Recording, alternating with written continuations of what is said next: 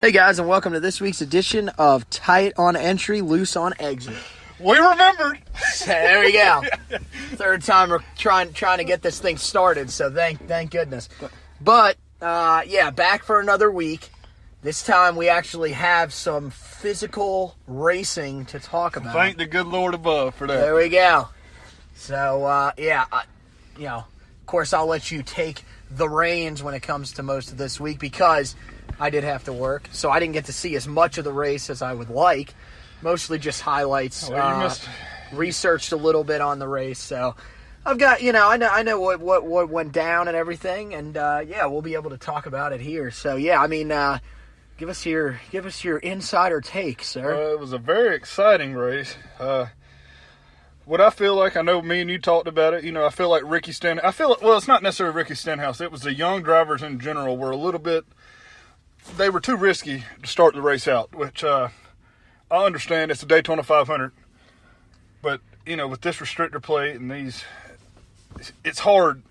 I believe you got to stop. And, it sounds boring, but just get out there and run 180 laps. 180 laps, and then the last 20 go for it. But right. Because, unfortunately, a lot of good cars got taken out really freaking early. And I'm not going to say it would have changed the outcome of the race because, I'm happy to see with what this year was the 20th anniversary of Dale Earnhardt's one and only Daytona 500. Yeah, it was awesome to see the 3-car back in victory lane. But the person I thought was going to win it, who was doing great at first, he got wrecked out on lap 103, I believe it was. And then Ryan Blaney, that was his race to lose. Pretty much. It was He was the best car. He was the best driver out there the entire day. But he was out front the whole time, that. Pretty much. And then the one time that he ends up falling back a couple of spots, he was right he gets back caught up in a wreck. Yeah, which I've heard some people say it was his fault. Which I don't fault him because it's 20 laps to go, Daytona 500. Go for everything you. I don't really know if it was his fault though. I think that's kind of just what we saw the entire day. If you got any sort of air underneath the car, especially on that left side. Oh, yeah, you were going it was going around. And I think what it was, he was getting pushed from behind. And I think Kurt just got a little out of position and got up the racetrack just a little bit. And Ryan just, he didn't want to run into the back of him. So he tried to get as far down as he could without, getting down into the bottom lane and wrecking whoever was down there. And I think that, he just got a little too much air on that back left corner, and that took Kurt around. And, unfortunately, everybody was there, along for the ride. There's nothing you can really do there. But he still, with a tore-up car, brought it home ninth, which, that's, you got to find a silver lining in that. There was only, I think there was only 10 cars on the lead lap. But 11, because I think Almirola finished 11th. So right. 11. So there was 11 cars on the lead lap, which sucks, but, that's what happens. That's Daytona now. That's Daytona, Talladega for torn up race cars. I say this because I'm not an owner. I don't have millions of dollars invested in one car going around in a circle. We don't even have $1 invested in cars. I couldn't but even buy a Matchbox car at this point. So, unfortunately, that's for right now. That's our life. But there we go. Yeah, but maybe one day we'll be able to buy a race team. We'll see. But you got millions of dollars, and I would be on it. It's Daytona 500. Go win the dang race or bring the steering wheel back. Kind of like how people say about the All-Star race up here in Charlotte. It's $1 million. Win the race or go home. Yeah, I understand the points positioning and everything like that, but when it comes to Daytona, it's a different feel. Right. That's kind of how I feel like. Exactly. It's a historic race. It was a 60th running. Yeah, at this point, to me, it's like, if I took that mentality, I would take it like the Indy 500. Now, right. I'm going there. My goal is to win this race. Look, you could have a bad start to the season. Jimmy Johnson wrecks out. Unfortunately. Brad Keselowski wrecks out. So, you're looking at those cars. Season is nowhere near over. So, in my mind, why, if you're a driver, mid-pack or, maybe even one of these teams that really, isn't going to have a chance at most of these mile-and-a-half tracks, why not just go for it? Right. You could get a win that could put you into, into the chase. Guys like Chris Buescher, who I thought raced great, a phenomenal 5th place race. finish. That's a guy that honestly, he said, you know what, I'm going to try to go out here and win it. I'm not just going to say, well, we'll just be satisfied with wherever we finish. Yeah. He was like, look, I'm trying to go out here and win because this could be my chance to get into the chase. And so, it's something I noticed is they no longer have a chase. It's considered the playoffs now. The playoffs, that's what they call it. So, okay, well there you go. But that's going to take some getting used to. Okay. So many years of calling it the chase, man. Yeah, well, heck, it kind of like when it went to hell. I still call the Xfinity Series the Busch Series. It's just what I grew up doing, Yeah, I've never really considered the Busch race. So, that's what we. Either that or nationwide, because it was nationwide for so many years too. That's for I used y'all. to call it that. I even Busch. That's what I grew up doing. Right. Winston Cup. I mean, that was easy to kind of get through. Because I loved it when it was the Nextel Cup. At this point, I don't even know. Yeah, they've been through Winston Cup, Nextel Cup, Sprint Cup. Now it's Monster Energy Cup. And we don't series. even know how long that's going to last. Who knows? They only signed a 2-year deal. They're saying that they want to. Yeah. So who's next? What is it like? I don't even know. Duracell or something. Some random company that's going to own it. But you were talking about the these lower budget teams that. This could be their one chance. They have realistically 4 chances to win a year. Pretty much. One person I want to give a shout out to is Matt DiBenedetto. Good race. He was in third place when he got wrecked. I mean, he's 25 years old. He's just never been fortunate enough. He was a developmental with Joe Gibbs for a while. But of course, he saw his opportunity to get up to the Cup Series and he took it. I mean, they've been with a lot of underfunded. In all honesty, probably not very good teams, but he has made the best of the situation. He's one of my favorites. Right. I think if we could get guys like more guys like him that give it 150% every time they're on the track, he's going to win a lot of races. I don't know when it's going to happen, but I see him in the future winning a lot of races. If he can get into a good car, really just a solid like Alex car. Bowman. I mean, Alex Bowman. You saw him yesterday. I thought he raced well up until he got wrecked out. I mean, he was. Oh, he did finish the race though. That's right. But still, I mean, he had a really good car, and I thought he would have been up there challenging late in the race. I mean, maybe not because let's see, every one of his teammates was out of the race by that point. I mean, Rick Hendrick cannot be happy coming home today.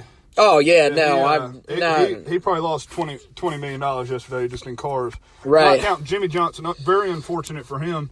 He ended up, he raced 3 races during speed weeks and destroyed 3 brand new cars. So, I mean, I heard that, and my heart went out to him because, I mean, these guys working in the shops. Yeah, rough week for him, man. But the best part is that's 7 time. All right, he can put it on. He's going to Atlanta, one of his best tracks. I mean, he can. Right. Honestly, he's never really been great at Daytona. He's not. That's not one of his tracks. But he's got. I mean, he's got 2 Daytona 500s, which in all honesty, to me, kind of surprised me. Not because it's 7 time, but because, like you said, it's pretty much hit or miss with him. There's no middle ground. It's either literally he's winning or he's in he's in the 30s because he gets in an early wreck. Usually, You're right. Yeah. And that's the one. I don't know if he was out in the back. Right. Well, he got. Let me rephrase it. He got wrecked out. He was racing up to the front. He started in the back because he had to go to a new car. Because of the clash wreck. Right. He was up in the top 10 before 20 laps was up. The first 20 laps. I mean, he was doing what he could. I really think if he could have made it to that final 20 laps. I mean I think he was as good as anybody to win the race. I mean, but like you said, there's no in between with him. I mean, either he's winning the race or he's wrecking out at any of the restrictor plate races. I mean, finishes 38th. I mean, you look at some of the names, though, I mean, outside, like Corey LaJoie, I know finished last. Ty Dillon, finished, 39th. But, I mean, you look at some of the guys in the back of the pack. I mean, Daniel Suarez, a guy that we really think could have a really good year. Eric Jones gets in an early accident. Which I hated to see that. He was wrecked on the one where Ricky saved it, right? that's where like we said earlier, I felt like he was racing. I thought Blaney was a little too aggressive. There. I think that's what got to him. I mean, and one thing that I wanted to ask you, I mean, man, I just don't know. Are stages do you see stages as being as important as maybe some of these drivers see it? Because to me, it seems like right now, these stages are extremely important. Well, they get a point for a play. So right. First, they get a point towards the playoff. So, as you can see, I mean, Martin Truex, he won so many races last year, but I believe he won 20-something stages. So, he was guaranteed the first 2 rounds were nothing to him, he was going to the next round. He was going to the final 8, no matter what. Right. Pretty much. So, yes, I do see him being very, very important. But, I would look at it, especially as the Daytona 500, this is a season in itself that it was yesterday. Pretty much. I look big picture only for the Daytona 500 because, all right, I want to, just the prestige with being known as a Daytona 500 champion. Look at Trevor Bayne. He hadn't had the most successful, career, but no matter what, he could never win another race, and he could, continue like he has been, averaging about the 20th best car. But there's one thing he will always have beside his name is 2011 Daytona 500 champion. There you go. And that right there to me it's not as important as a championship, as an overall championship, but it's up there. It really means a lot. And something that I thought about it last night is Austin Dillon. He might have 2 career wins, but he's won 2 of the 4.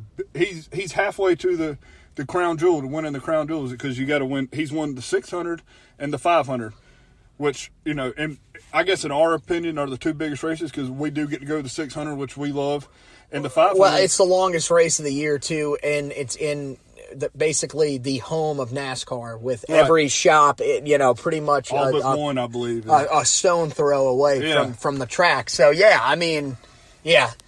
as we discussed last week, our trip to Denver that has not been funded yet. We have not gotten responses from anyone. We can't even get a response from, our favorite Landon Castle. Oh, my goodness. We got to hit up Matt, though. I know he's skiing, so maybe he can fit us into his tough skiing schedule. We know he's not driving, unfortunately, this year. He is skiing. Do we know the location? Maybe that's who Junior is going to see. Maybe Matt Kenseth is an entry in Pyeongchang. Maybe. Who knows? Maybe he's in the downhill. I wouldn't doubt it. I wouldn't doubt it. It's Matt Kenseth. He could get on the bobsled team. He'd probably be pretty good. He'd be like, it's like driving a NASCAR. Yeah. A little shorter of a track. A little smaller, but, I could manage. If any driver could do that in NASCAR, I see Matt Kenseth as being pretty high. He probably could do it. Him or Kyle Busch. Jimmy Johnson could probably do it, too. Yeah.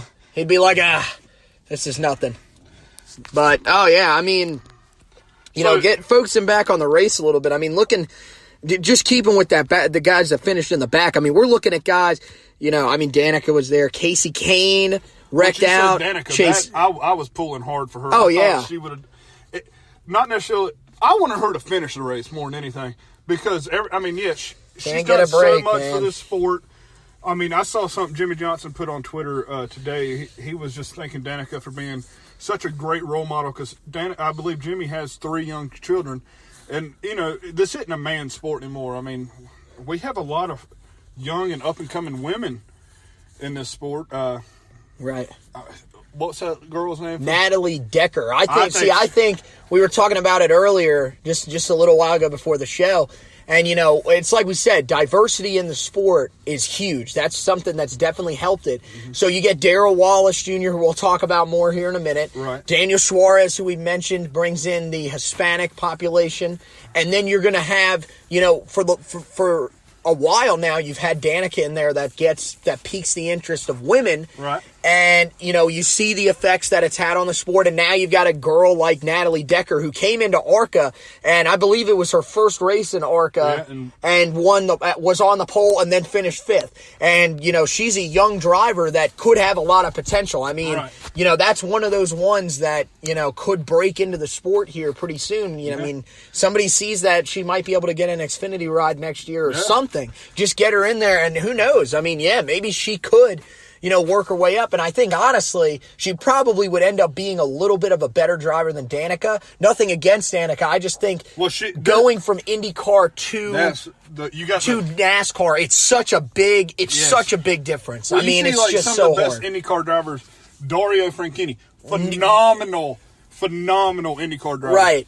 He came to NASCAR. He lasted not even half a year. He just can't do it. Different. Yeah, it's so much different. You're right. Other than Tony Stewart possibly, hands down, you could argue probably could be the best pure talent driver to ever race in NASCAR. You put him up there with Jimmy Johnson, the King, Dale Earnhardt, Kyle Busch. I mean, he's in that conversation with all them, I think. I mean, I don't count him, but other than Tony Stewart, the greatest IndyCar driver to switch to NASCAR over a long term, because you have what's Andretti? His name is I can't remember. What, the one that races now? No. John? No. It's Marco. No, not Marco. His dad. It's Marco's granddad, Mario Andretti. Mario. He won a Daytona 500. He's been the only non-American to ever win a Daytona 500. But other than him, long-term success, to me, it kind of blows my mind, is Sam Hornish Jr. Because Sam Hornish, he's won some Xfinity races, but in the top level Monster Energy Cup, he never lived up to potential, which I believe. It's so hard, man. See, I think you could learn how to race. I think Danica did the right route, but I don't think she was in the Xfinity Series for long enough. 1 year, these guys, think of Junior. Dale Jr.'s been in this his whole life. With stock car. And, he had success in the Xfinity Series. Comes up, he won, I think, 26, 27 career races, but somebody who's been doing that their whole life and only won 26 races, that's... So, I want to see with me and names, I can't... What's the young girl's name? Natalie Decker. If they do take her slow, you don't push her to the Xfinity Series, because these guys are the best of the best. Right, and I think that's some of the things that have happened. Danica. But also with you look at some of the guys. I think even the men racers. I think we've had some of these guys that have kind of been rushed through the ranks to get them into the Monster Energy Series, and they just haven't been as good. It takes them a while to develop. But you've got to make sure that they don't get stuck in the Xfinity Series. A guy like Justin Allgaier, who I think, was there for a while and kind of has faded out. You get some guys that just it fits that series. We brought up Ron Hornaday. Ron Hornaday, he was a great truck driver. He was a great Xfinity driver. He could Matt not Crafton, another one, Crafton. not a Xfinity driver. He's a truck guy. He's a truck guy, and he's a dominant truck driver. And I'm going to tell you, he ain't hurting for money, and he's been extremely successful. 2 championships, and every year he's down to that final 4 in the trucks. And I love watching Matt Crafton because he's racing in a series that is predominantly. I think the average age of that series is like 20 years old. This man's almost he might be over 40, and going out there and showing these kids like, okay, y'all are the up and comers, but this is still my sport. Right. There's a lot of them like that. There's a couple of them like that in there. You've got him. Johnny Sauter, another one that really didn't fit in that upper level, but he's been extremely. He's been great down there. So he owns Daytona in the Truck Series. Pretty much. 3 out of the last 4 he won. Oh my Lord! So I'm not the biggest Johnny Sauter fan, but that's this is from me a long time ago. He did stuff on the track that rubbed me the wrong way, but that fits his series. Him and Matt Crafton are the top echelon. They race for the best teams. They are the Truck Series, but that fits their style. I would love to see. One thing I respect by Matt Crafton, though, is I watched an interview with him. He's had plenty of chances to go Xfinity Series, but this man, he will not take a piss poor ride. He races there part-time, though, right? He used to race for when his truck team was a Chevrolet. I think they were affiliated with Richard Childress Racing a good bit. He raced, I think, a handful of races every year in the 33 Xfinity car. Right. It's just You know, and he has a sponsor, Menard's. I mean, you know, that's Paul Menard's dad. But right, yeah. So that's what I thought, yeah. If he ever goes, you know, to the next series, okay, well, he's got a sponsor locked down. You know, Menard's has been with him since day one in the trucks. So it's never been the money problem. It's just he's not going to take these no-name rides, you know, like we were saying about Matt DiBenedetto. I mean, he's got a good position where he's in. Like you said, he's not hurting for nothing. He's winning titles. All right, he's either going to take he'd probably take a RCR having to get him a full-time ride, or, you know, Penske, because they're now aligned with Ford, his Thor Sport team. Penske could give it to, you know, it would take one of these high-end Joe Gibbs teams to get him away from the Truck Series. You mean Crafton? Matt Crafton, yeah. You said DiBenedetto. I was like, wait a sec. I mean, yeah, putting him in a car like that, I mean, for sure. Yeah, I think if Crafton's presented with a great ride, maybe. But even still at this point, I think he might be a little too far along. He's kind of stuck in his ways. Yeah, and the best part about the Truck Series is they don't have a very demanding schedule. Yeah, they really don't. They don't race as many races. 22 races a year. So, I mean, you know, there gets a time when they're going, you know, 10 straight weeks. But, like, they run Daytona, Atlanta, and I believe Las Vegas is the third. They run 3 straight, and then they take 2 weeks off, go to Martinsville, and then I think they get like 2 or 3 weeks they're off again. So, yeah, you know, that's the benefit of the Truck Series. You know, especially, I just know from my grandfather, you know, this older group, I mean, you know, he can sit there and watch a Truck Series race in a good, you know, in its entirety. It's hard for him to sit and watch much longer than 250 miles. So, I mean, you know, that's the benefit I see. Another thing I see from the Truck Series that I would really look forward to seeing. Right. One thing I think that would be cool is if they could get some of these other guys, you know, ride some of these older guys that have maybe been phased out of NASCAR. Like, yeah, dude, I'd love to see Greg Biffle go back to truck racing. Yeah, that'd be awesome. He was dominant in trucks too. You know, get Matt Kenseth in there. Just see what these guys got, you know, and put some of these guys that have been successful in there with these younger kids that, you know, they could end up, you know, teaching them a thing or two. I mean, put, you know, Matt Kenseth in there with a John Hunter Nemechek that can tell him, hey, man, you know, this is what I did.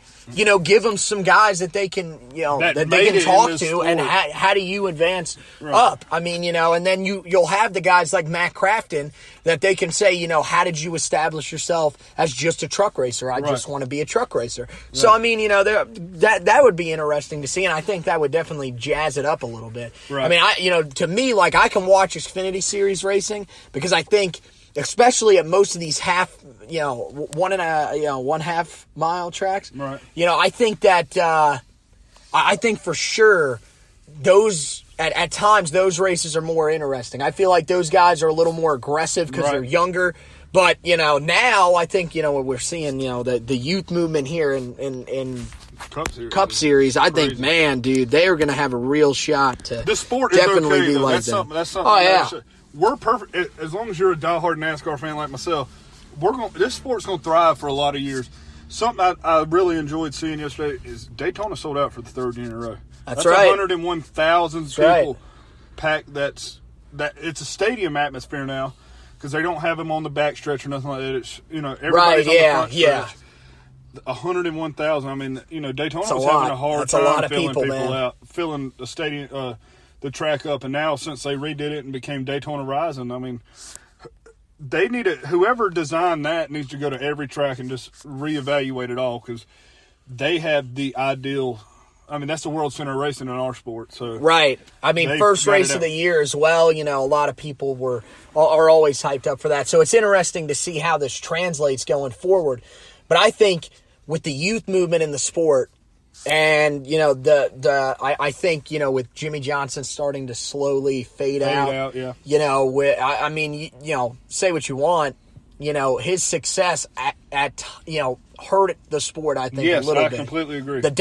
More the domination, not the success, the dominant fashion that his success came in. But now, I mean, you've got these young kids that really, I mean, a lot of these guys have upside.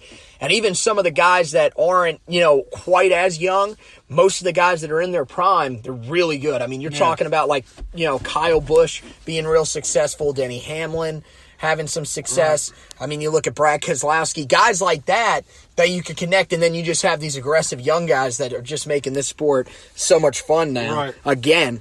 I mean, you look at, yesterday, look at the young guys, the way they finished. I mean, Darrell Wallace Jr. second. We could just start by talking about that because we're going to spend that. I thought he was great yesterday. He did exactly what he had to do, didn't get caught up in any big wrecks, and, ends up being right there at the end of the race. I really thought when everything went down with Austin Dillon and Eric Almirola, I thought Bubba was in the perfect position, to be honest with you. It was kind of amazing how Austin, I thought when he turned him, I don't know if I didn't really get a great look of the replays that they showed.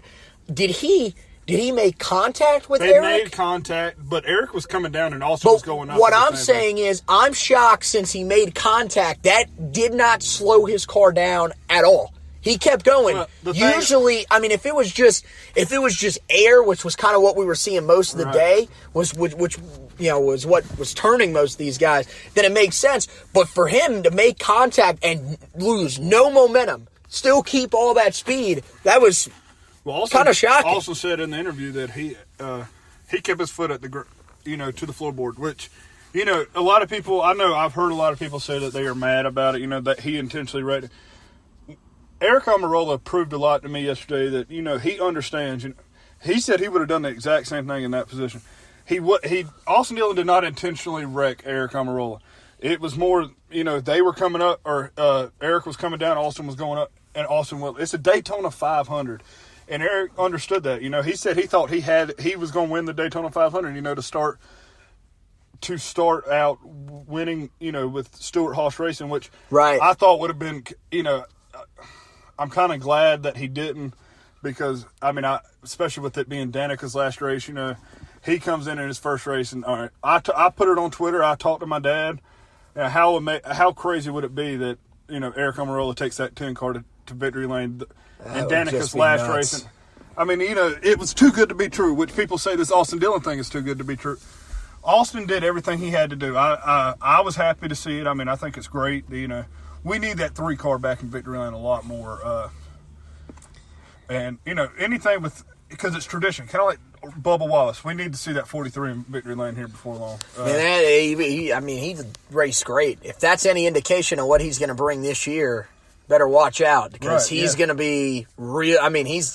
That's a guy that was worth the money that they're paying for him and a guy that I think they can really develop into one hell of a racer. Yeah, and he locked up. After what he did yesterday, he locked up another sponsor. It was, I believe we talked about it, the NASCAR development racing. They signed on to help Bubba out. And he'll get more. There'll be a lot of sponsors that will definitely jump on that opportunity because they're going to see a guy that really is a good racer. Yeah. And if you give him time in that car, which I think they are, man, he's going to have that team really, really good. I don't know if you remember this guy named Bill Lester. I believe he got his chance in the Cup Series. Not necessarily, he was not the greatest driver in the world in the Truck Series. He got it because he was an African American. They wanted to try to see what an African. This Bubba is an African, but he didn't get up here because he's an African American. He got up here because this man knows what the heck he's doing. Yeah, he's a good racer, man. He's one heck of a racer. I love watching him race. He's smooth. He doesn't move the steering wheel around a whole lot. He goes in a turn, and if he gets loose, obviously, but he holds a steady wheel. It looks good. I'm just excited to see what he can do. It's him. The emotion he showed yesterday was fantastic. that shows that I was going to say that. Everything. Yeah, I know you like that emotion, man. About I love seeing that because that's the kind of emotion I get. Like yesterday when Dale Jr. said, "Gentlemen, start your engines," I tweeted out. I think I texted you the feeling I got about. I got butterflies. I got chills. Right. And then I watched it again, because I was coming home from, I believe I went to the store or something, and I was listening to her. I got home and had to watch it, and it gave me chills again. It was just an amazing day all around yesterday. My sport, it's the season. I got the next, let's say 40 weeks is, it's going to be a good time for me. Just excited. I know, you're getting more into it, and that's right. We could. We got the podcast. So, got the podcast. We gotta have something. Definitely got to research it a little bit. And even I'm not Josh. Be this is the thing. Right. Josh got it. Josh was texting me yesterday. he was seeing his girlfriend in Kentucky, and he was texting me. I mean, he was breaking down stuff. I don't know if he wanted you to say that. He'll be all right. Well, all right. Well, either way. Airing the dirty laundry a bit. He was texting me, man. He was just like, man, he texted me about 20 laps ago saying this is Ryan Blaney's race to lose. That's what I thought, too. Yeah, I did, too. I mean, the Fords were dominant. And then what was it? What did the Byron wreck? Yeah. Bunched the field back up, the Byron spin? Yeah. So, and then that gave Denny Hamlin a chance, which, I believe what Denny Hamlin did to Bubba Wallace at the end of the race was kind of dirty. People were complaining about Austin Dillon and Eric Almirola, but Denny Hamlin, coming to the line, we saw the replay earlier. I thought Bubba came down on him.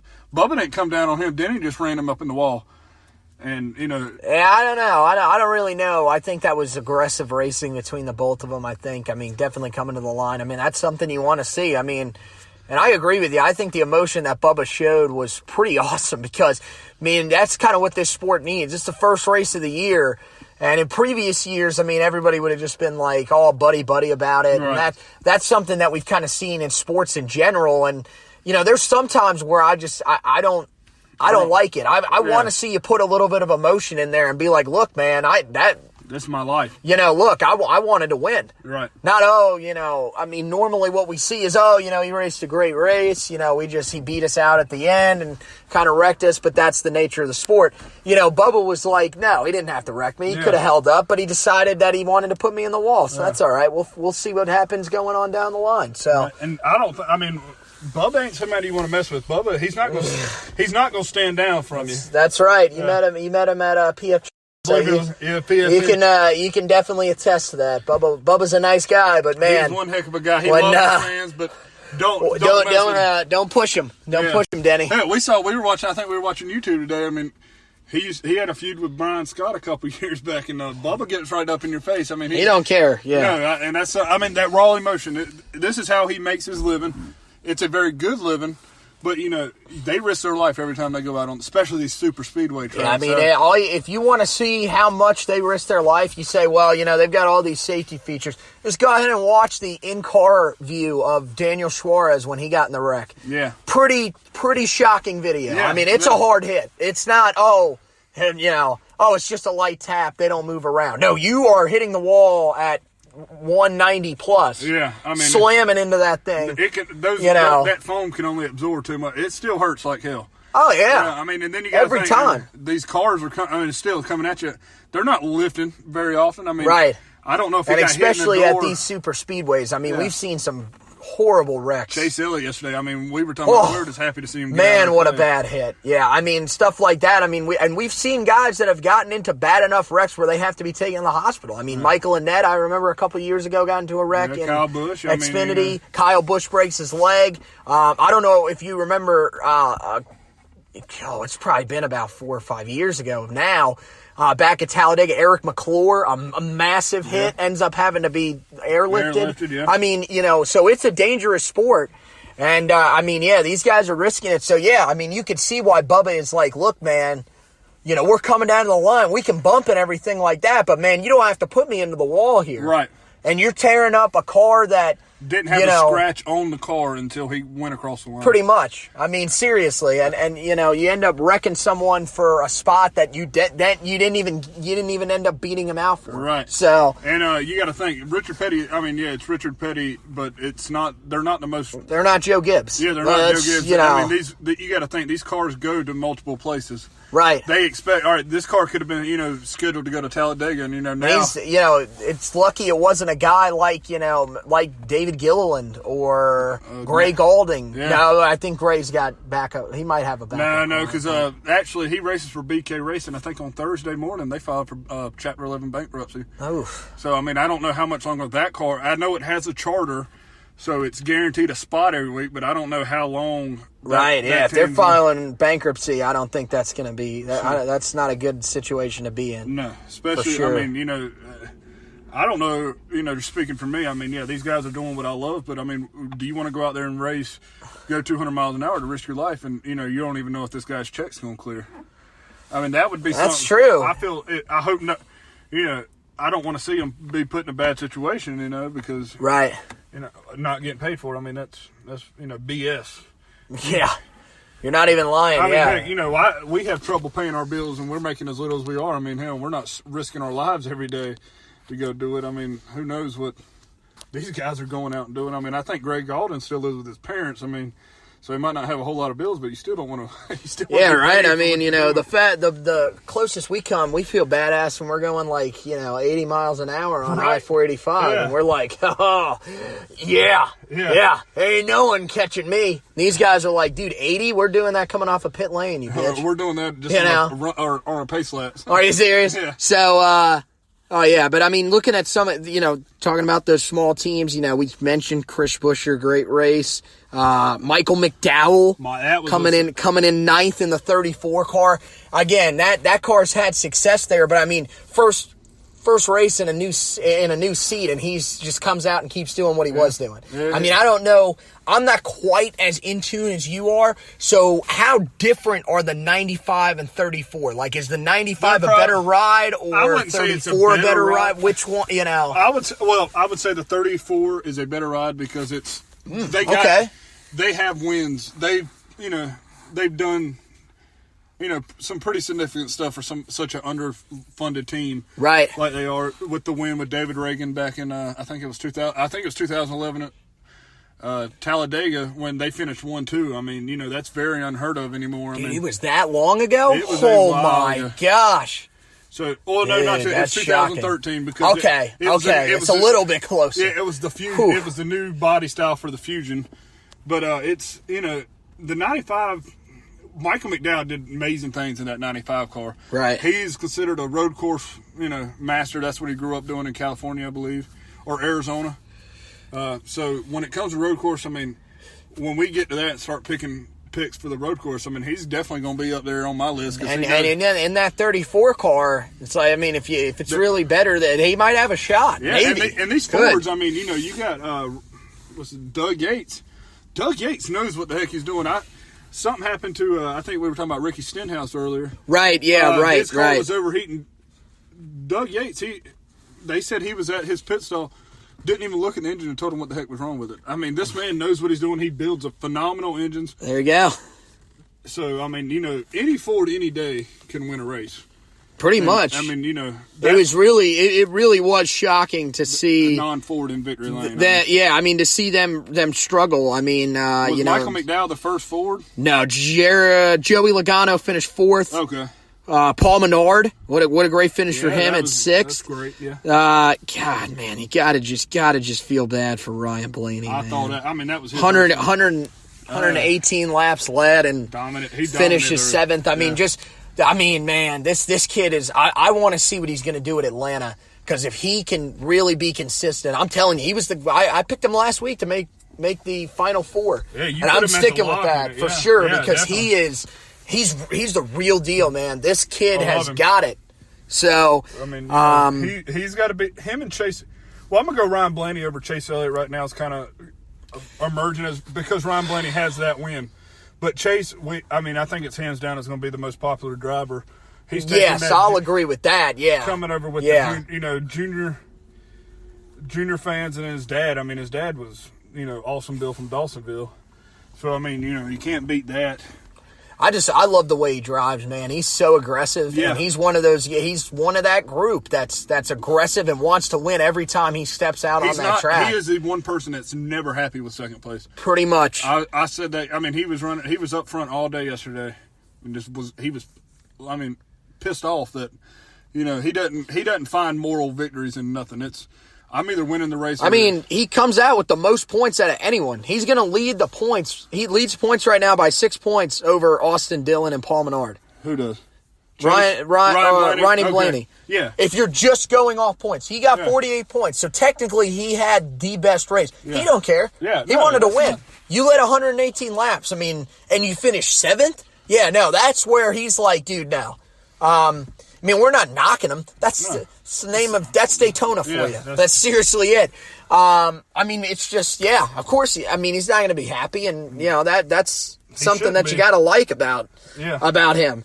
I mean, looking at the other top finishers, I mean, man, Ryan Newman, 8th, man. Mr. One of those, just consistency. Yeah. A guy that always flies under the radar. AJ Allmendinger, great 10th place finish. Ends up finishing as the last car on the lead lap.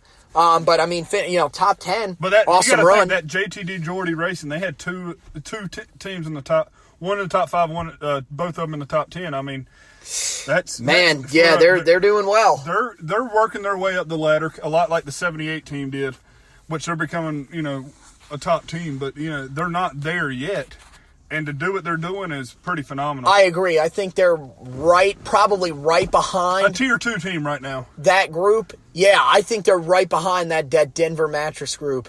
Furniture Row. Or Furniture Row. Yeah. There we go. It's really now. I mean, the part about that Martin Truex has had a great relationship with Bass Pro for a very long time, back to his days at DEI in the then Busch Series, now Xfinity Series. Right. The fact that he has sponsors. I mean, that Furniture Row had Denver Mattress put on that car for a long time because they couldn't get sponsorship, and Barney Visser was paying 100% of everything out of his pocket. So I think it's great to see now that all right, he probably spent $100 million. I mean, now it's starting to pay off. I mean, right.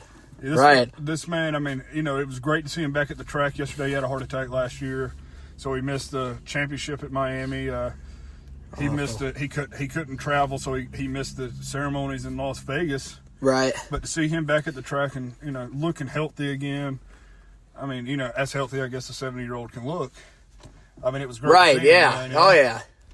Definitely. I mean, you look at this is one that absolutely blows my mind. He didn't finish on the lead lap, but finishes 12th. Justin Marks in the 51. And he's 12th place. He's another one of them guys that he's not there full time, and that's just a great run, man. Yeah. I mean, oh my. That 51 team every year is there for one reason only, to race in the Daytona 500. Pretty much.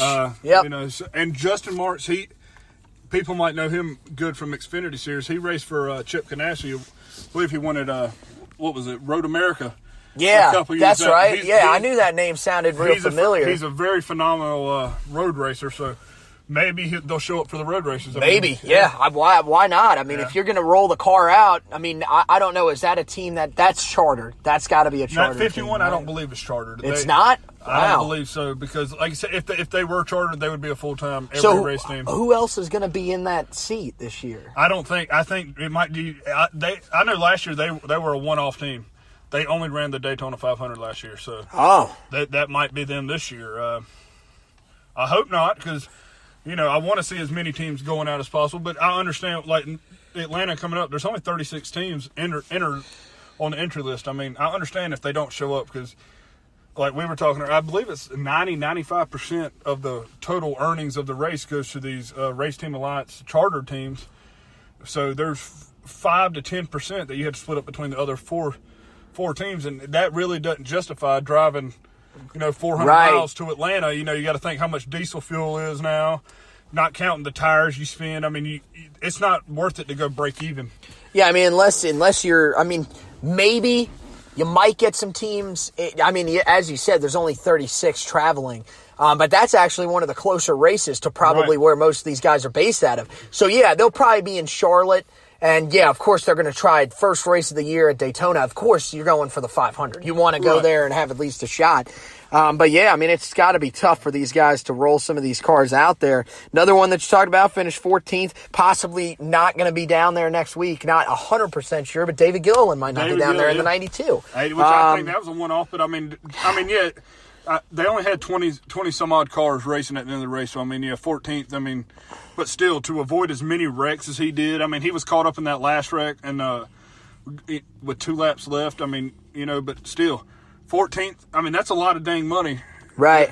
I still think that's $1 million off payday, So, I mean, that if not, it's right up there, $800,000. I mean, still getting a good amount for your team, at least, to help you out. Yeah, that could that can make payroll for the next couple months for him. So, all right, and then the last one that we'll do results-wise,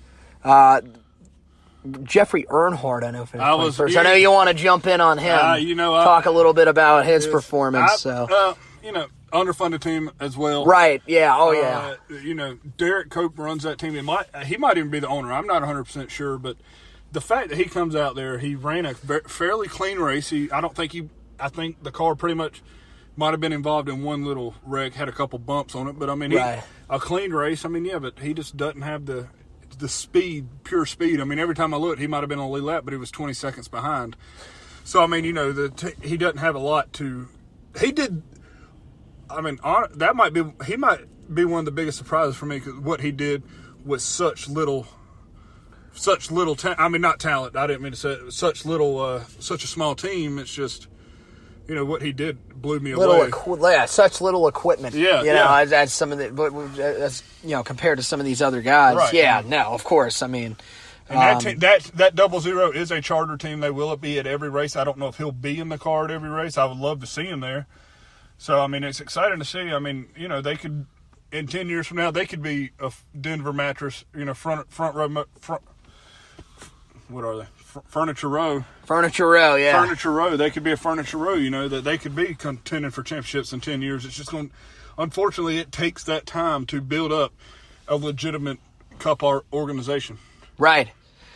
So, yeah, turning the focus now to this week, heading to Atlanta.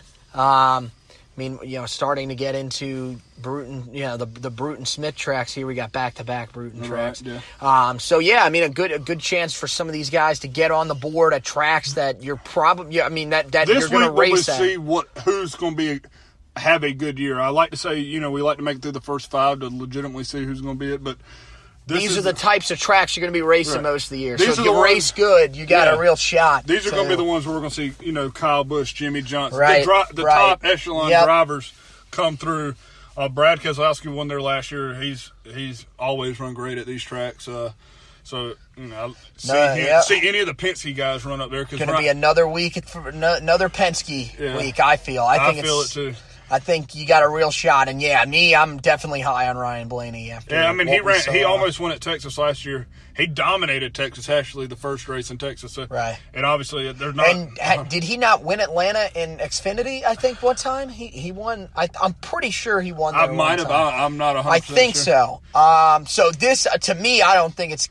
I think he'll be fine there, especially with that car that, you know, looks really good. I mean, you can't miss the car out there. There you go, You know, that's the way these cars should be. You know, I mean, I believe they did the yellow so to help the spotter out a little bit better. You know, so they. Well, I'm going to tell you, unless that man is Helen Keller, he can see that car. Well, the only problem you're going to run into is when Paul Menard puts that Menards logo on the side of the car. Then they're virtually going to be identical. He's going to put the Menards logo on the side of the 21. Yes, they have I believe they're split. They might even have 21 races, I believe it is, at the Wood Brothers own. Oh, my Lord. Because, I mean, you know. Oh, man, dude. I don't know, though. That's a classic paint scheme on that car, man. That's just going to look weird on there. But it looks good, too. I've seen some of their cars. It looks really, really good on there. I mean, it's different. For sure. But then the spotter's going to be like, wait, is that you? You're moving up the track. No, I'm not. Oh, okay, never mind. Yeah. Never mind. There you are. That's how it's going to be. You know, Maybe Penske has a smart, you know, they're smarter than we are, so maybe they got like the different paint schemes coming out for. Right, they probably will. Yeah, I wouldn't be shocked if they definitely go with something else. Right, because I mean, you know, this isn't F1. You don't want two cars looking exactly the same thing. One thing that I thought was kind of cool. I didn't know that Keselowski was going to race that. What is that? Discount tire? I think that he had on there. I did not know he was going to race. They upped their sponsorship. Wow. I believe they're still going to be the Xfinity Series. I know the 22 car, which usually has a discount tire on it. Right. They had Fitzgerald. I'm not 100% sure what Fitzgerald does, but that's what was. So I don't know if they did away with the sponsor in the Xfinity Series. Maybe. But I love that. I think Discount Tire might be his primary, number one sponsor. So no more Miller Lite? No, Miller Lite's still on it, but they only got 10 races this year, which blows my mind. Interesting, okay. I believe Miller Lite has an ownership stake in that team. So, you know. Now that's going to look, that's going to be a little strange just because, dude, Miller Lite's been on that car since Rusty. 1986, I believe. A long time, man. So, I mean, they were back. Well, maybe not 1986, 1991, I believe it was, because Rusty was in the 27 Kodiak car. Right, yeah. Especially back in the 1980s when him and Darrell had that infamous fight at the All-Star race. Yeah. Which turned a lot of people's heads. My dad was a massive Rusty fan, so, I mean, I grew up in a lot of Miller Lite. At 6 months old, had Miller Lite hats on. There you go, yeah. There you go. It's going to be very different, but I enjoyed it. It's something different, I like when these new sponsors are coming up. They're investing in the sport. Obviously, they're willing to put forth the money because without that, they had a set amount where they were in the Xfinity Series for, I'm going to say 10 years. They've been down there sponsoring that. Yeah, they've been with him for a while. So, I mean, it was good to see that. I know Auto Traders is going to be, I believe that's the car that they're racing this week is the Auto Traders car. The orange one? The orange one with the blue stripes. Yeah. It's a gorgeous car. Paint scheme-wise, probably going to win. Yeah. There you go. So you got a real shot. But, yeah, I think he'll bounce back after a tough week at Daytona. He was pissed off, so, I mean, look. Yeah, a pissed off Brad Keselowski is just as bad as a pissed off Kyle Busch. That's do not, I mean, Kyle Busch will probably be up near the top again this week. I know he's not the biggest fan of Goodyear. As long as Goodyear shows up with a halfway decent tire, he'll be up towards the front. I'm gonna put the money down. I think that's the only time in my entire life that I've seen someone have a tire issue at Daytona. 2 years in a row. And twice in the same race. Well, it's twice in the same lap. Yeah. He changed tire, and I ain't gonna say, within 5 laps of each other, he blew another tire. Cut another one. So, I mean, that's the weirdest thing. I mean, you never, it's very rare to see that. Usually it's engine issues at Daytona. Here, I mean, two back-to-back tire issues for one of the sport's best ones. Right. It's just kind of confusing.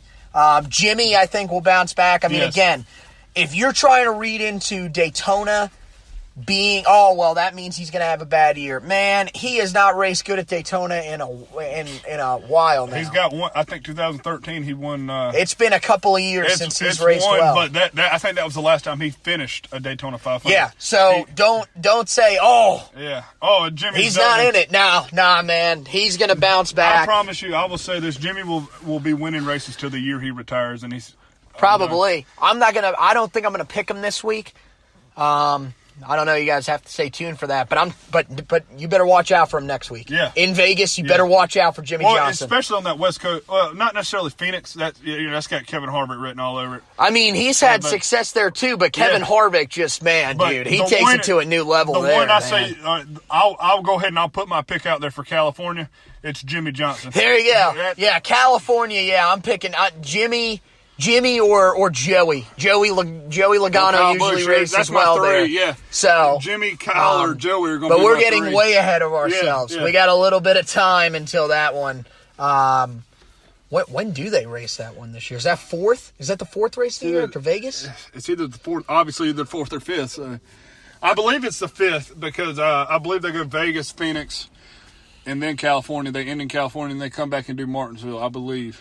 But I'm not right. Yeah, I think you're right. So yeah, man, gonna be It's like you said, and I mean, you look at that 3-race stretch just right there, and then Martinsville is a bit of a wild card. But that 3-race stretch, really, those are kind of those prove it tracks. Yes. This is where you're gonna say, okay, we're gonna see who's real. Because right now, I mean, the casual eye coming in would be like, wow, this Chris Buescher guy is pretty good. Yeah. But we don't know. Now, we're not saying anything against Chris Buescher. Yeah. He could come out and race great this year, make the chase. Again, we don't know. But, some of these guys like Justin Marks, probably not going to stick around. Yeah. We just, it's probably not going to happen. But these are the tracks that are going to prove it. And so, I mean, we're looking, if we're looking at our race picks, I mean, first of all, we got to get the winner out there. Who do you think the winner of the race is? That's hard because we talked about the Penske guys. Penske's going to be up there, right? I'm a say. All right, kind of like after last week. The last couple of weeks, I hadn't picked. kind of like you when it comes to NFL playoffs. It's not very Here good. we go. Every single time we get on this podcast, this joke is going to be made. I am horrible at picking. Well, it seems sports now because I picked Alex Bowman. So, Alex, I'm sorry, bud. Yeah, so I'm sorry, man. Yeah, you had a good race going, but I jinxed you. So, Ryan Blaney, that was not me. So, you know, I may be picking you this week. So just keep. That's hard.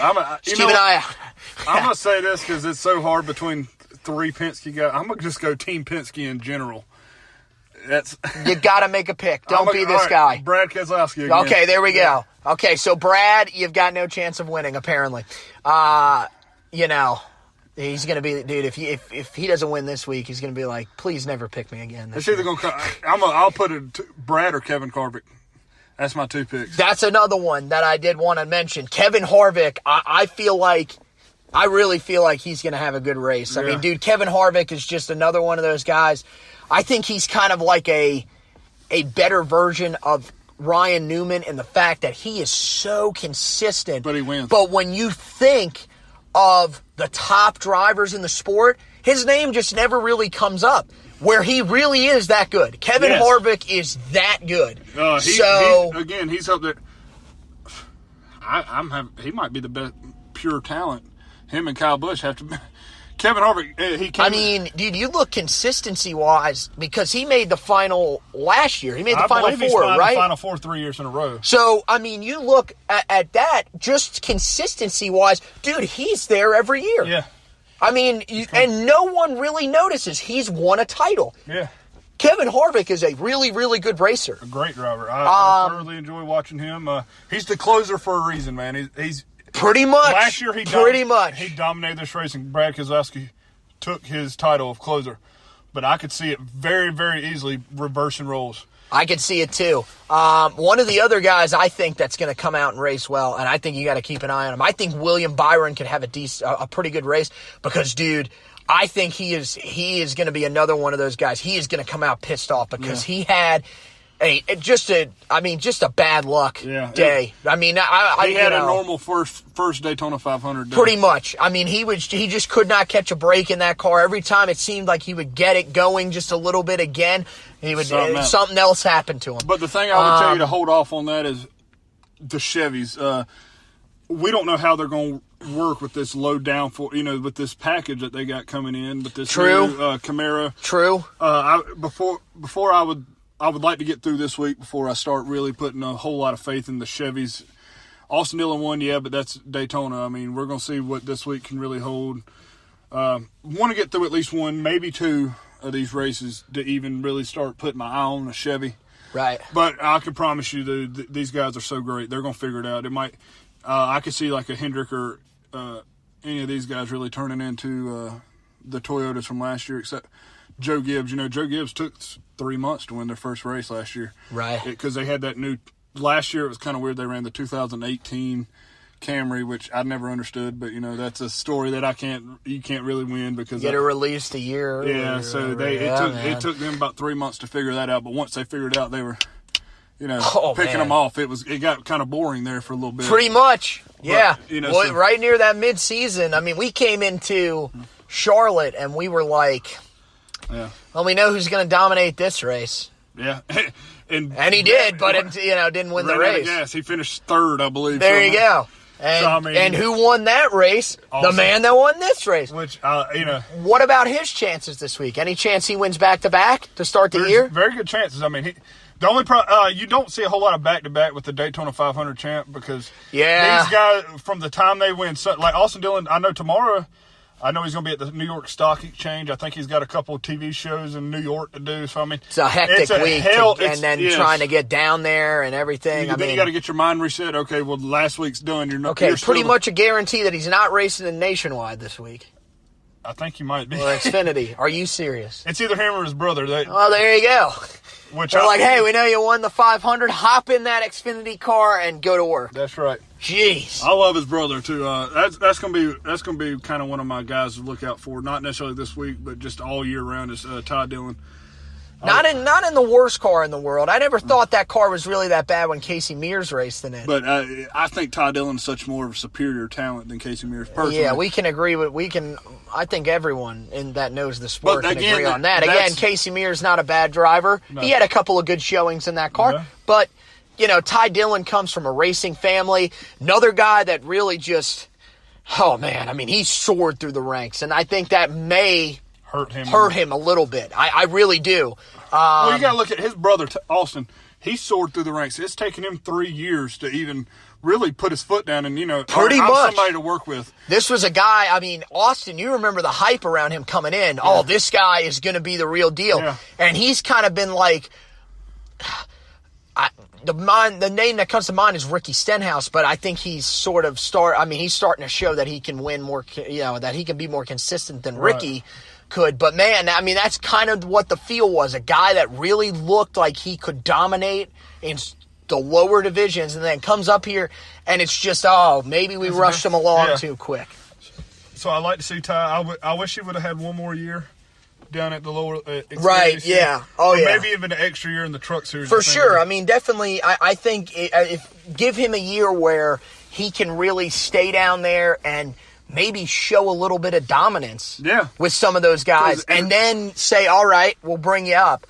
Instead of, basically just saying, we know you're a good driver, even though your results aren't, the greatest, we're bringing you up. I mean, that's the only thing that kind of concerns me a little bit. And then, starts in, what did he start in, the 51 car? Who's that? Ty? Ty. No. He was in, what car was he in before he got into the 13? Well, he started out full. Last year was his first full year in the 13. Right. I believe Richard Childress, I believe, started. He would bring a third team up every once in a while. He would send a 33 out. He still owns that number. Yeah. Okay. Yeah. So he did a lot of the 33, but that's what kind of surprises me though. Paul Menard raced a 27 last year. When he said he was leaving, I honestly believe that Ty was going to be in that. That's what I would have thought. Or that would have became the 33. So I think Ty's kind of. I mean, I'm not trying to say he's at a holding spot, but I think, especially as consistent as Ryan Newman is. Well, if that 27 car is still open, that's not. That's who the 00 bought. That's the charter that 00. I was going to say there's a man on a ski slope that could hop in that car and do some damage for you. But I think Ty Dillon is just that 13 is just holding the reins on Ty until Ryan Newman retires, and then Ty Dillon's going to be that could definitely be it, and I think that would make a lot of sense. I mean, that's because let's be honest, when it's Richard's time, when the good Lord takes him, his son Mike Dillon, which is Ty and Austin's dad, he will take over the reins of Richard Childress Racing, and then. This will be Ty and Austin's team, it's right. So I think it would only fit. They need kind of like the DEI situation with Dale Earnhardt Jr. I mean, even though I loved him at Rick Hendrick in that '88, it still was not right seeing him away from his father's team. Yeah. So to me, just Ty Dillon, it would just fit so much better if he was racing for his grandfather in that 31, 33, whatever one they run. But I want to see eventually him go to that's his team. Those are their team, that's their team. Yeah, and I think that will happen. I think that you're probably right. They're probably waiting until then, and they might move that car over to the 33, sort of what they did with like the like Chase Elliott's car, just flipped it to the 9 and stuff. Just change the number on it. But that's what, you speak of Chase Elliott. If I'm looking at a Chevy this week, I was gonna say that he could be dangerous this week. That's his home track. He grew up on that track. He knows that track, and man, he wants to get that first career win. Oh man, because I want to see it happen. I tweeted it out yesterday. He has been so close so many times, and I would love to see that 9 car that's in victory lane. Right. Very, very soon. He's going to win. I'll put money on it. He's going to win within the first 10 races of this year. He's going to hit one, and then it's look out, Kyle Busch, because you ain't going to be the best driver in the. I mean, it's just. I know that's saying a whole lot. Man, that's wow. That's a statement right there. I'm not going to go that far, but I agree. Once he gets on the board, man, watch out. Yeah. And then I'll give my pick here next. But one last guy that I want to bring up, maybe my winner, maybe. Kyle Larson. Remember, he did not race all that well this past week. Yeah, he didn't. Finished 18th. Man, I mean, I think that's going to push him out of the limelight just a little bit this week, and that could be a real dangerous thing because we know, his performance on those 1.5-mile tracks last year. But the benefit to him when it comes to Atlanta is Atlanta's a very worn out surface. It eats tires very much. Kyle comes from the dirt track. That man can wheel a car. Right. That car goes sideways. Right. I'm going to be honest with you. I think he's more comfortable with the car, loose, so loose that anybody else, could turn it around. He's dry. It's normal to him. If it's sideways, he's more comfortable than go, just turning the car. So right. Of course, that's a Chevy guy to look out for. If we're looking at Chevys, I'd say Chase and Kyle Larson are definitely the two you have to look at. Yeah. Definitely. But like I said, I'm not going to put my money on a Chevy right now just because we don't know what the Camaro will do with the rules package and everything going into these 1.5 miles. They'll figure it out. I just think it's going to take a little bit longer than, one practice or 2 practice sessions. Right. Yeah. I mean, definitely, I think he'll be up there. I think Chase could have a really good race as well. But yeah, I mean, it's like you said, it's going to take them a little bit of time to figure that out. So yeah, I mean, my pick for the race this week, there's going to be a lot of guys that I feel coming off this bad week. They're going to have a real shot to pull it out. Really like Kevin Harvick this week. But I think it's going to be Kyle Busch. I think after last week, man, he's pissed. He's coming. He is coming in there ready to go. And to me, I just, it gives me the feeling that this is going to be his week to say, look, everybody wants to think, hey, not a great start for Kyle Busch. Maybe it's back to being opened up. No, I don't think so. He's going to get in there. I think he's going to have a great performance and really dominate. And yeah, I think these next 2 weeks we're probably going to see some of the sport's most dominant guys these last couple of years get their wins on the board. I think it'll be Kyle Busch and pencil it in next week. I mean, I think Jimmy will get it at Vegas, and then he's going to California, I think too. So I think it could be a back-to-back. Penciling in. I mean, I think. Like you said, if Kyle Busch does win, I'm going to go back-to-back, not necessarily on Kyle Busch, but the Busch brothers. That's their home track, man. So. You talk about home tracks. Yeah, I mean, the crazy part is, when Junior would come to Charlotte, I'm sure it was anywhere. I mean, this is the only place we went. It would go absolutely berserk for Junior in Charlotte. And Las Vegas, they don't like the Bushes. They're not big Busch fans. So, I mean, I've heard them go through intros, and Kyle Busch is booed out of that track, and it pisses him off when he wins. I mean, is there really a track that he's not booed at? I mean, that's just fans. I don't know. He was booed at Charlotte last year. I mean, it was kind of. Oh yeah. It was a mixed reaction. Usually, you still see like NASCAR is like it's like a golf environment where they pretty much clap for everyone, but when he comes up, it's a little bit mixed. It's not really full-on cheers, so but the thing interesting for sure. The thing that I like about Kyle Busch is he loves it. Do you know what? If you're smart, don't boo Kyle Busch. That's just going to give him more. If you don't want to see him win, just sit there and don't say a thing. We're not going to be able to boo him this year. No. No, we go. Yeah. We're going to be in a rough state of mind. Yeah. After watching Danica race in the Indy. Yeah, because I can promise you, when we get up to Charlotte, I mean, we get up there so early. I mean, we find us the bar and we're watching the Indy race. So that's right. I'll be up at 7:00 in the morning watching Monaco. We'll go, and we got some suggestions from my class at Carolina School of Broadcasting, including one of the guys that listens to us, Douglas Broom. Douglas, gotta like him, man. Yeah. What did he suggest? He suggested that we go infield this year. Oh, I would love that. That would be one experience. But what we got to do is we've got to get a bigger truck. We got to get something we can stand on see. We can get that. That's decent part of the track. But the problem we're going to run into is we're going to have somebody to bring us to drive us home. Probably. This is very true. We're not going to stay the night. We were planning on Ubering to the track. But that may have gone out the window. Right. So, I mean, we could always, I would love to go do infield. And then we got some suggestions on beer, but I don't even remember what the suggestions were. All right, so I think they were suggestions that were a little bit more expensive.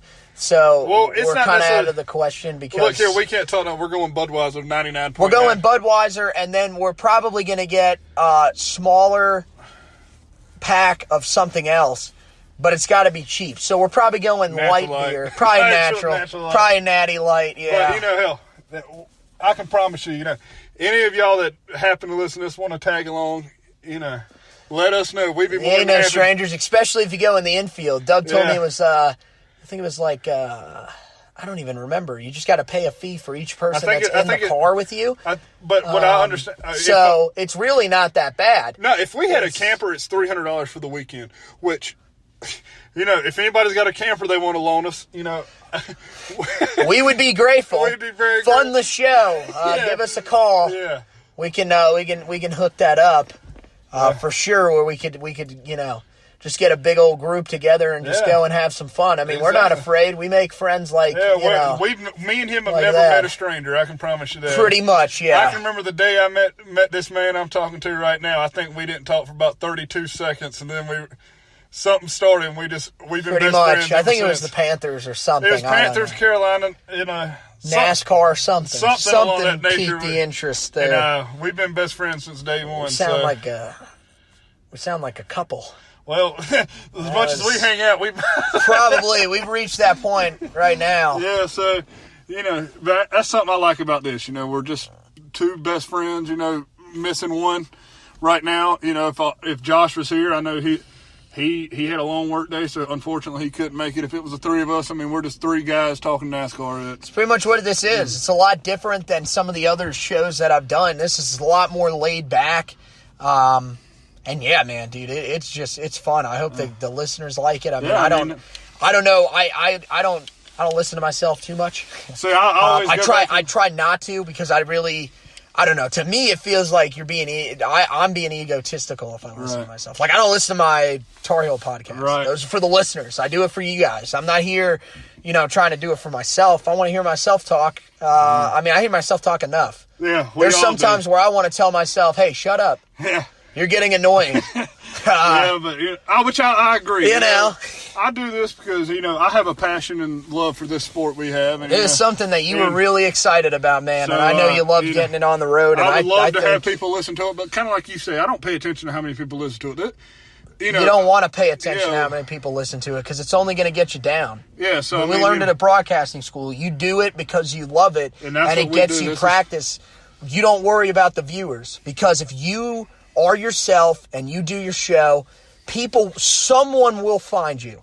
If we can impress one person, we can, one person tells 10 people, that's something I'm going at. Right. So, we're just three guys just sitting here talking sports for an hour or so a night. Pretty much what we're doing. If you wanted to hear, literally every time we talk, we're talking sports no matter what. That's just pretty much our conversation most of the time normally. So, hopefully if you like what you hear, let us know. If not, oh well. We're always open to feedback. Yeah, definitely. If you think we could definitely improve something, we can definitely take some criticism. Know. I know I can. I can. Because I'm trying to get better for sure. If you listen to the Tar Heel podcast and you got some thoughts there, sure. The only thing we ask is, look, don't sit here and attack either one of us. Yeah, we're just or tweet it at one of us about the other one. We don't really, we're not here to criticize. Yeah. This is just a fun show that we like to do. And for me, I'm getting a little bit of practice, but yeah, if you're going to ask me, am I perfect? I'm far from perfect. Am I good at this job? I believe so. Yes, because it takes a lot. An ego to do this job, and I think I have what it takes. That's just me. But yeah, I'm definitely having fun. So yeah, is that the way you want to try to wrap this thing up and get on? Let's tell them how we're going to try to do this next week because I'm going on vacation to Texas, but we're going to. Yeah, I think what we're gonna do is we're gonna go with the trick that I kind of use for my Tar Heel podcast, in that we will have him call in, and then I will record it with another phone, because we record this on our phones. Unfortunately, the Carolina School of Broadcasting is not open at not allowed. Yeah, they're not going to let us in at 11 o'clock at night. Yeah. And that's a 45-minute drive from my house. So we're not going to do it there. That's only the Tar Heel podcast that is done. Which hopefully I can come in one day and we talk about a little for Carolina sure. I mean, if you want to come in, I just the only thing I would ask you to do is just make sure you're a little researched up. It's kind of all we want. We want a good show, smooth flowing show. Well, when it comes to Carolina, you know my family. You know, heck, you could literally just ask your pop about it. And he would tell you. I mean, he would tell you a ton. I mean, dude, I wouldn't mind even having him in there one day to just tell us some stories. That would be great. But I would like. Hopefully, one day we can get to the point where on this NASCAR one. I'd like to get somebody else, I definitely want to get some NASCAR guests on here. It doesn't necessarily have to be. I mean, we are in Charlotte. Drivers. That's what I'm saying. Yeah. We are in Charlotte. Even if we get crew chiefs or some of these former racers, anything like that. Yeah. We don't.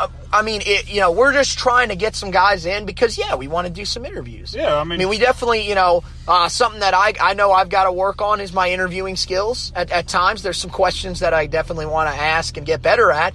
Some of these NASCAR guys, it'd be awesome to get some of these guys in here because I feel like out of most of these sports, I feel like NASCAR is one of those sports where these guys, I think, are pretty open and they'll give you a good conversation. Yeah. I think they really would. No offense to Ryan Newman, but I don't think Ryan Newman really wants.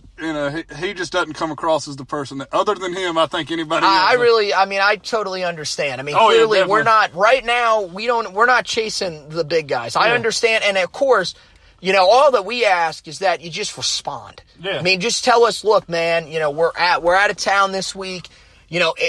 Maybe down the line we can get something set up. I mean, that's all I'm asking. Yeah. Just try to get it, help us out a little bit. We're not going to sit here and fanboy nobody. We're just going to be... I don't need an autograph from you guys. I mean, seriously, an interview means more to me than an autograph. Yeah. Seriously, picking your brain about this kind of stuff and, giving the viewers... or I keep saying viewers, the listeners. I keep forgetting they're not seeing us. Unfortunately, not yet. No, that's a good thing that they're not seeing us. Okay, it's like I've said, radio voice, radio face as well. There is no trust me, ladies and gentlemen, you are not missing anything fantastic. With him, at least, Okay, let's relax there. Let's relax. Yeah. We are not made for television. Let's put it this way: neither one of our beer guts are made for television. We are not. Our gut is pretty much. We got table muscle now. Don't be hating on the table muscle. Table muscle, yeah. Okay, let's call it that. All right, but I've had a good time tonight. I hope we went over enough to go into Atlanta. Looking forward to the race, Right, I think at least it's a 1:00 race this year or this week. So there we go. We don't have a 4-hour pre-race show, thank God. That about drove me crazy. My Lord, yeah. So, I don't. I mean, at that point, pretty much what it should have been was 1 hour of talking. Normal pre-race. And then 3 hours of Michael Waltrip walking down the grid, asking questions. Because that would have been fantastic. Yeah. I didn't see any of it. I didn't see. You didn't see any of it? I was going to ask you because I'm assuming he probably went up and asked. He had to have asked Aaron Rodgers because they snuck one shot of him in there. They made sure they got him, and he was trying to hide too. He had the sunglasses on and everything. Because he knew if they saw him, they were going to be like, oh, let's explain Aaron Rodgers' life story. But all I know is I do want to make one shout out to Elliott Sadler this week. To lose that race by an inch, 0.0004. It's a close finish. He basically was Darrell Wallace Jr. and Denny Hamlin's race for second, only to win the race. So I want to shout out to him. I'm glad to see Junior Motorsports say it was top two. So when I heard that, Tyler Reddick with the win. Congratulations, Tyler Reddick. I'm telling you what, though, that 9 car is where it's at. Up-and-comer. Tyler Reddick was good, man. He was good last year in the 42 down there. He's a kid to keep an eye on. He won a race last year in that 42, which I completely forgot about. He made their. What, do they still call? They got playoffs, right? Yeah, he did. And I think he finished 5th. Okay, he was in there. I'm pretty sure he was. I remember seeing his name in the standings. Okay. So he did a great job. Now in the 9 car, you're right. I feel that's a better car. You better watch out. Yeah, they got 2 of the last 3 championships and that. He's going to be dangerous, so, man. Definitely look out for him. Elliott, I mean, that's my pick to win the Xfinity Championship. He's getting tired. He was just pissed off from second again. I mean, it's 3 weeks in a 3 year. 3 restrictor plate races in a row. He's finished second. He's pissed off. He wants to win this race. He wants to win at Daytona, and he's done the Talladega thing. Right. He said he doesn't know how much longer he's got left. So as far as a NASCAR, career, so I'd love to see him get something. Hopefully in July it's him. I'd like to see it. A shout out to him. Shout out to Johnny Sauter. I know we said him earlier. Yep, I was going to say that. Yep, Truck Series victory. Good for him. It was great. Like I said, I'm not the biggest fan of him, but when it comes to Daytona, that right now it's got Johnny Sauter written all over it. So congratulations to him. Like I said, we're going to Atlanta, so it's time for Fords and Toyotas to kind of take over. Right, it's going to be a Ford track in my opinion tomorrow. Going to be a good weekend. So, as always, follow me on Twitter at Future Tar Heel, the host. Go check out the other podcast, guys. I say the host because I mean this. Look, man, I know enough about NASCAR to be able to help you out. Man, this dude right here is amazing, ladies and gentlemen. This dude knows everything about NASCAR. This is awesome. I love working with this guy right now. This is fantastic. Well, I appreciate it. Of course, man. I do. You're closer to me than hell my brother is. You are my brother. I love you more than you ever know, and this is just fun for me, just getting to hang out with best friends, just doing things, That's right. CT Cobb 92, ladies and gentlemen, and I am extremely proud of this man. He is using the Twitter more. Hey, I know. That's right. He's got the show, so he's got to interact. Still nobody retweeting or liking it, but hey, that's okay. It'll come, dude. I think I got one new follower today. It doesn't matter that it was my aunt, but at least it was one more new follower. Oh, my gosh. That is the saddest thing. It's like, I did get a call from a woman today. Who was it? It was my mom. Let's leave that, leave that part out, but it was a woman. There you go. Right. So, but you'll get there, man. Trust me. I mean, if you want to get, if you want it, dude, I mean, trust me, people will find it. I meant to go online. I'm going to go online and get it on iTunes. So we will definitely, hopefully get the iTunes pass like we got. I got for the Heel Tough blog one. The other one that I did with Josh was actually denied. Don't even know why. I just realized that the other day when I went in there. Apparently they denied our application. So it's not as easy as I thought it was going to be. Well, either way, we're going to do everything we can to get this show. Yeah, I mean, we've got, let's see. We are an hour and 21 minutes. All right, so we figured out it's going to take about an hour and a half to talk about this stuff every week. Pretty much. Just to throw it out there, Joshua Marlowe 5, give him a follow. Of course, give him a follow. He will tweet about sports and the occasional tweet about his life. That's right. I mean, literally just random tweets. Yeah, the other day, an absolute classic. I just took a great nap. I did see on that. The timeline. I loved it. Random. The most random thing ever. My timeline, I try to keep it a little less personal. I think I did the That's same Facebook. Thing. That's kind of how I feel. Facebook is where you put your personal stuff. Yeah, but, you got people like me that doesn't post on neither one of them very rarely, so. I just lost it because I was just scrolling through my timeline. Sports.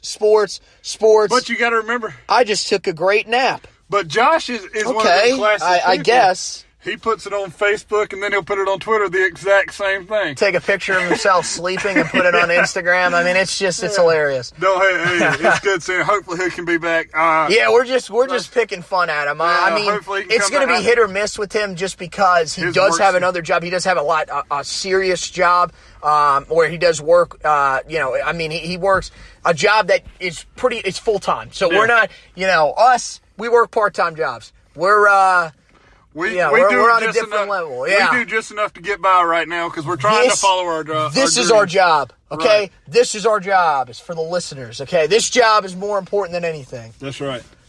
But, unless my boss is hearing this, please do not fire me yet. I need this job until I can get into the field with if my boss is hearing this, please fire me. Oh, man.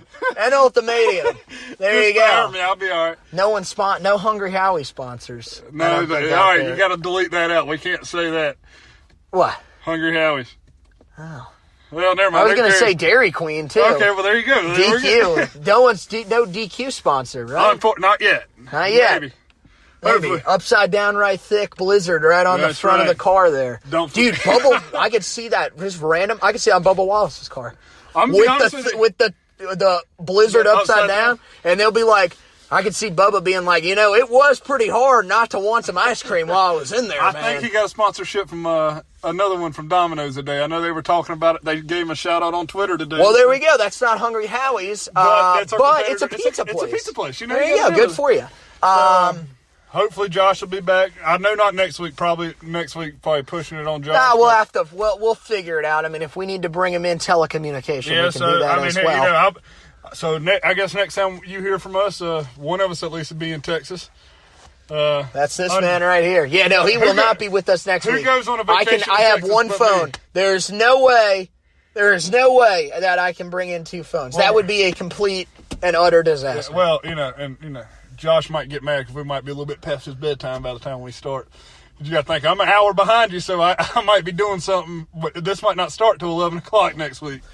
It's all right with me. I mean, I really, it's a Monday. We'll be all right. But I do appreciate everything you do to make sure we get started up. I appreciate the listeners we got. If right, guys. Like I say, just let us know. Go ahead and subscribe on Spreaker. I know you can do that. You can at least. I think you can at least. I don't know how it works. I don't know if you can subscribe to the podcast, or I know you can subscribe to my page. So if anything, if you can't subscribe to the show's page, just go ahead and subscribe to my page, or follow either one of us on Twitter, because we're going to tweet it out. So there'll definitely be all sorts of links that we can do. And then I know I saw it was on we got it on YouTube too. Just look up. That's right, YouTube. We can do that through Spreaker, and they all show up. SoundCloud. Pretty sure it's on there as well through my account. So there's plenty of stuff that. Plenty of ways you guys can listen to it, and just I mean, if you're listening to it and you like what you hear, man, subscribe, retweet it, or tweet it out, like us on YouTube, any of those types of things. Tell some friends. I mean, man, it's we're definitely open to some stuff. Got any suggestions for us too? Heck, send it to us. I mean, definitely. If you want to have a conversation with us, just let us know, and we'll give you one of our numbers. As long as you're in the local area. We cannot, as we said last week, we are not funded to fly places. So, unfortunately, if you want to come, or hell, I got a cell phone that we don't use. So, I mean, as long as you don't call me at 2:30 in the morning, when I'm trying to sleep to go to work. There we go. We do that. I mean, that's how I've been having my guest host on my normal on my Heel Tough podcast. That's how he's been doing it. So. Right. So just let us. I mean, hey, I mean, you can get on here and talk. All that we ask is no language. We will hang up on you. Yes, we will, and we will cut that part out of the show. This is a professional show. Okay, you meet us outside of the show. Now it's a little bit different. But it's and remember, okay, anybody, of course, hit us up. It's not a contest because we're not funded by anybody.